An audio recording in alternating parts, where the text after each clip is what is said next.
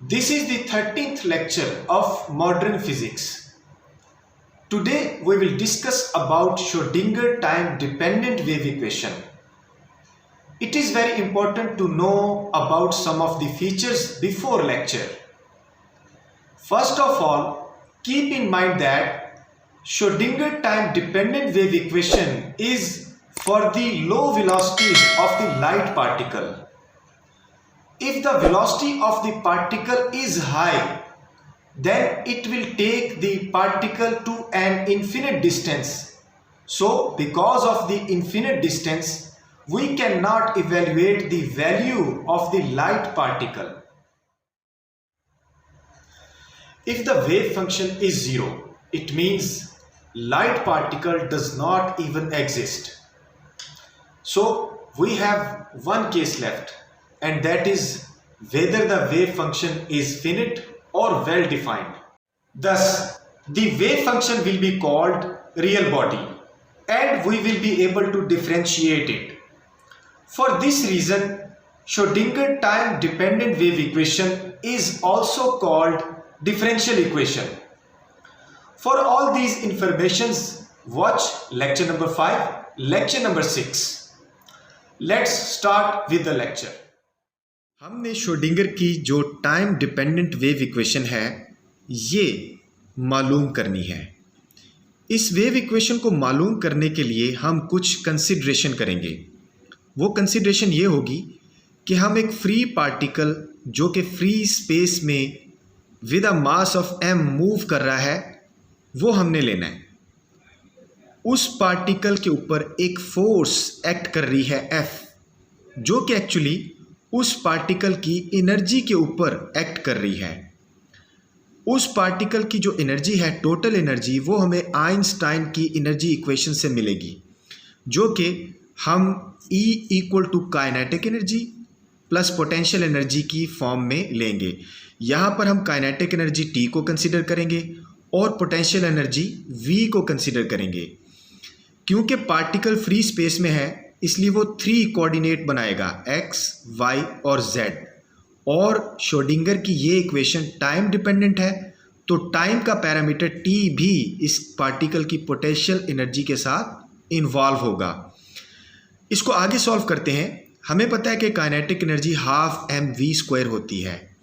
यहाँ पर हम इस इक्वेशन को m से मल्टीप्लाई भी करेंगे, m से डिवाइड भी करेंगे तो हमारे पास ये रिलेशन बनेगा। यहाँ पर हम m और v जो कि हमारे पास लीनियर मोमेंटम है वो हम लगा देंगे p। तो हमारे पास जो t एक्चुअली काइनेटिक एनर्जी थी उसकी वैल्यू आएगी p²/2m। ये p²/2m काइनेटिक एनर्जी की वैल्यू हम इक्वेशन a में यहाँ पर प्लेस करेंगे।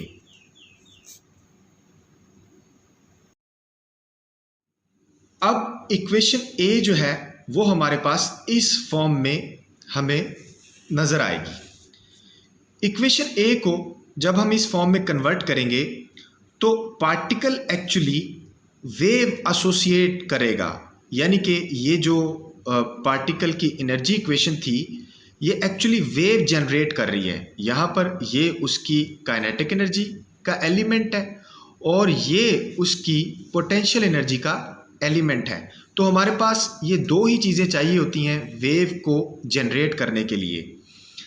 हम एसोसिएट करेंगे इस पार्टिकल की जो वेव एनर्जी है उसको साई फंक्शन से। साई क्योंकि लाइट का पार्टिकल का फंक्शन है, उसका कोऑर्डिनेट एक्स वाई जेड क्योंकि फ्री स्पेस में है इसलिए हम एक्स वाई जेड साथ लगाएंगे। अब टाइम पे डिपेंड कर रहा है तो हम टाइम भी इसके साथ मेंशन कर देंगे। X Y Z space coordinate है, ये हमें पहले से ही पता है, और टी हमारे पास टाइम है, ये भी मैंने मेंशन कर दिया। अब क्योंकि हमारे पास ये एक वेव जनरेट हो चुकी है तो वो वेव लाइट पार्टिकल साई को डिफरेंट एक्सिस के ऊपर लेके जाएगी। तो उसका जो मोमेंटम होगा वो कैसे चेंज होगा, अगर पार्टिकल एक्स एक्सिस पे लाई करेगा तो उसका जो मोमेंटम है वो -i h partial derivative of x आएगा। इसी तरह अगर y पे फ्लोट करेगा तो वो ये रिलेशन देगा। z पे हमें मिलेगा तो उसका रिजल्ट हमें ये नज़र आएगा। यहाँ पर जो h कट है वो भी मैंने मेंशन किया है कि ये प्लांक्स कांस्टेंट की मॉडिफाइड फॉर्म है जो कि क्वांटाइजेशन एंगुलर मोमेंटम को शो करती है। जब पार्टिकल वेव एसोसिएट कर लेता है तो वो लीनियर मोमेंटम से क्वांटाइज्ड एंगुलर मोमेंटम में चला जाता है। मॉडर्न फिजिक्स के ऊपर हमारे चैनल के ऊपर लेक्चर नंबर 5 और लेक्चर नंबर 6 जो है उसको आप ज़रूर देखें, वहाँ पर ये चीज़ मैंने डिटेल से बताई है। इस एच कट की वैल्यू भी है हमारे पास जो कि ये आपको नज़र आ रही है। हमारे पास उस पार्टिकल की जो एनर्जी आएगी वो आएगी आई h cut partial derivative of time. इसी तरह हमारे पास जो v है ये हमारे पास कन्वर्ट हो जाएगा यूनिट वेक्टर v में। हम इस तमाम मोमेंटम को जो x y z पर हमें मिला उसको जब हम टोटल करेंगे तो हमारे पास टोटल मोमेंटम आएगा कुछ इस शक्ल में। इस इंप्रेशन में आपको x y और z का जो मोमेंटम है with a unit vector i j k वो नज़र आ रहा है। हम वैल्यू प्लेस करेंगे px की, यहाँ पर partial derivative of x, partial derivative of y, py की वैल्यू हो गई, पार्शियल डेरिवेटिव ऑफ z की वैल्यू pz वो यहाँ पे हमने प्लेस कर दी। अब इसमें जो हमारे पास माइनस आई एच कट है ये तीनों में कॉमन है, हम उसको बाहर निकालेंगे, बाकी इक्वेशन को सेपरेट करेंगे तो हमें पता चलेगा कि ये सारे का सारा एक ऑपरेटर बन रहा है। क्योंकि पार्टिकल को ऑपरेट किया जा रहा है, लाइट पार्टिकल एनर्जी से क्वांटाइज्ड हो गया है तो वो ऑपरेट किया जा रहा है और वो ऑपरेट हमने यहाँ पे उसका सिंबल लगा दिया। अब हम क्या करेंगे, हम इस p की वैल्यू को इसकी अपनी ही वैल्यू से डॉट करेंगे। तो दोनों तरफ जब हम इसकी अपनी ही वैल्यू से डॉट करेंगे तो हमारे पास इंप्रेशन जो है वो ये आएगा p dot equal to minus i h cut operator dot minus i h cut operator. अब यहाँ पर इन दोनों को जब हम डॉट करेंगे, क्योंकि आपको नज़र आ रहा है कि ये पैरेलल कंडीशन है, तो डॉट प्रोडक्ट में जब हम कॉज एंगल यूज़ करते हैं पैरेलल कंडीशन में तो वो वैल्यू हमें 1 देता है। तो जब वैल्यू प्लेस करेंगे तो हमारे पास लेफ़्ट हैंड साइड पे पी स्क्वायर और राइट हैंड साइड पे वो माइनस कैंसिल आउट हो जाएगा तो H cut square operator square आएगा। अब हम क्या करेंगे, इक्वेशन ए में जो हमने मॉडिफाई इक्वेशन बनाई थी जो इक्वेशन 1 में कन्वर्ट हुई थी, यहाँ पर आपको नज़र आ रही है, इस इक्वेशन में हम ये वैल्यू प्लेस करेंगे।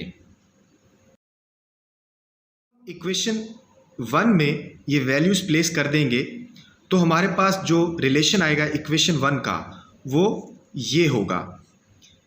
इस इक्वेशन को हम मल्टीप्लाई करेंगे साई से दोनों तरफ। जब हम साई से दोनों तरफ मल्टीप्लाई करेंगे तो इक्वेशन पे हमारा रिज़ल्ट ये आएगा। इस रिज़ल्ट को हम इस तरह भी लिख सकते हैं जैसा कि आपको नज़र आ रहा है। साई को मल्टीप्लाई करने के बाद हमारे पास इक्वेशन 2 का रिज़ल्ट आएगा। इक्वेशन 2 भी श्रोडिंगर की टाइम डिपेंडेंट इक्वेशन है, लेकिन इसको मज़ीद हम सिंप्लीफाई करें तो इस आयोटा को यहाँ से रिमूव करने के लिए हम आयोटा से मल्टीप्लाई भी करेंगे इस एक्सप्रेशन को और आयोटा से डिवाइड भी करेंगे। आयोटा से जब हम मल्टीप्लाई करेंगे तो ये आयोटा स्क्वायर बन जाएगा। आयोटा स्क्वायर की वैल्यू -1 है जो हम यहाँ पे प्लेस करेंगे तो ये एक्सप्रेशन फर्दर हमारे पास श्रोडिंगर का टाइम डिपेंडेंट इक्वेशन एक्सप्रेशन बनेगा और इस इक्वेशन को हम श्रोडिंगर की टाइम डिपेंडेंट वेव इक्वेशन का नाम देते हैं। आप इसकी शक्ल देखें, इस इक्वेशन को हम डिफरेंशियल इक्वेशन भी कह सकते हैं क्योंकि इसमें पार्शियल डेरिवेटिव हमें साफ नज़र आ रहा है और टाइम डिपेंड कर रहा है।